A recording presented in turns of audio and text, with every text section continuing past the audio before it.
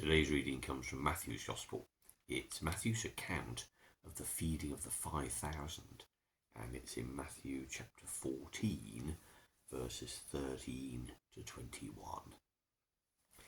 When Jesus heard the news about John, he left there in a boat and went to a lonely place by himself. The people heard about it, so they left their towns and followed him by land. Jesus got out of the boat, and when he saw the large crowd, his heart was filled with pity for them, and he healed those who were ill.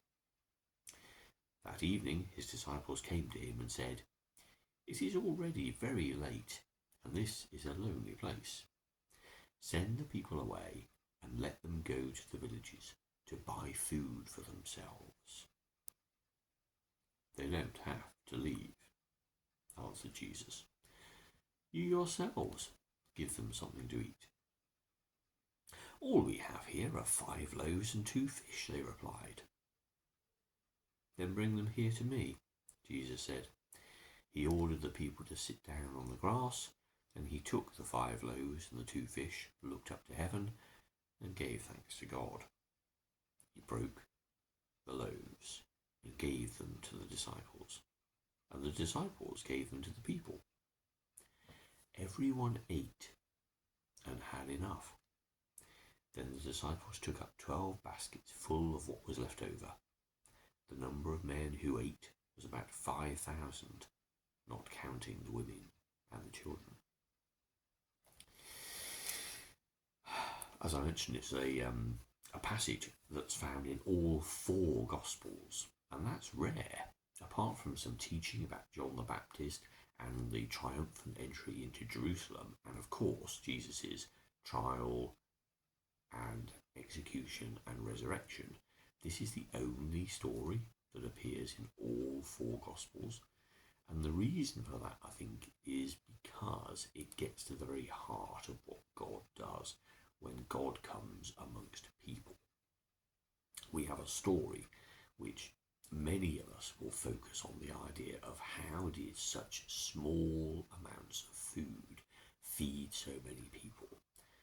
But I think to do that is to make the same mistake that the disciples did.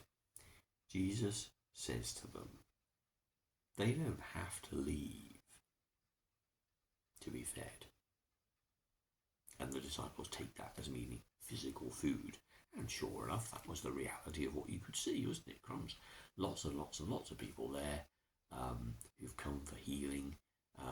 It's getting late. They have concern for the people.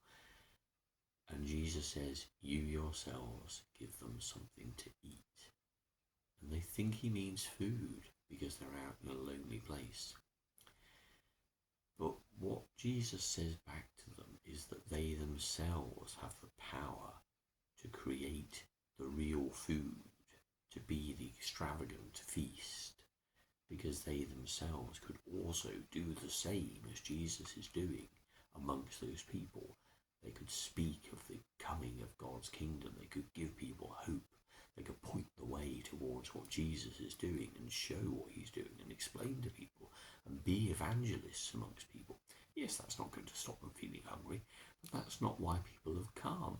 They haven't come to find Jesus because they're looking for a free meal, although Jesus accuses the crowd of doing that later. They came for healing. And Jesus saw the large crowd and he took pity on them and he fed them. He healed them. Now, do you imagine that huge crowd of people was all very orderly, waiting in a queue?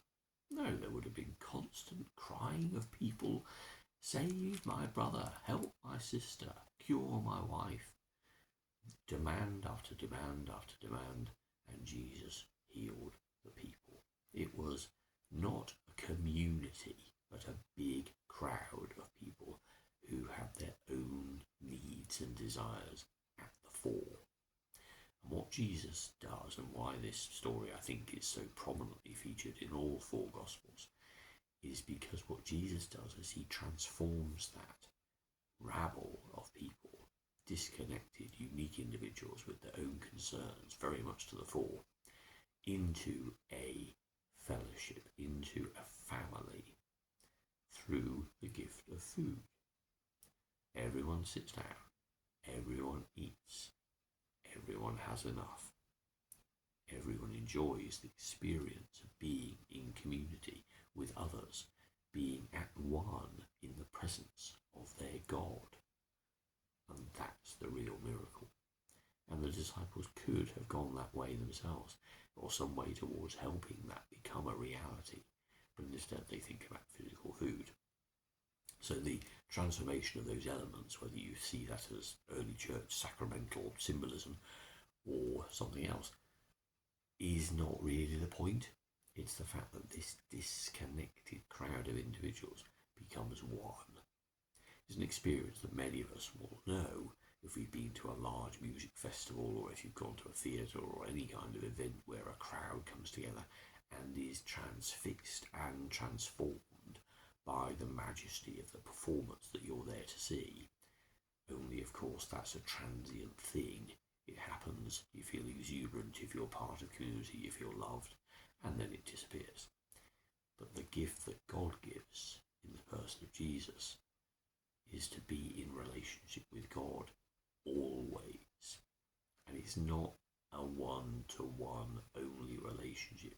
It's a relationship born of the knowledge that that love that God has for you is the same love that God has for everybody else.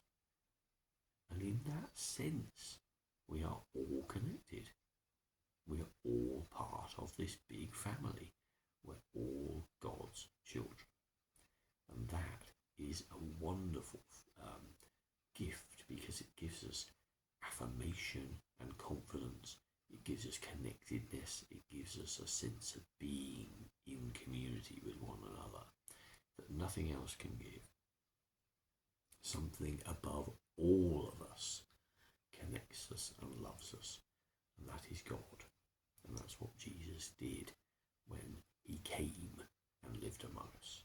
He showed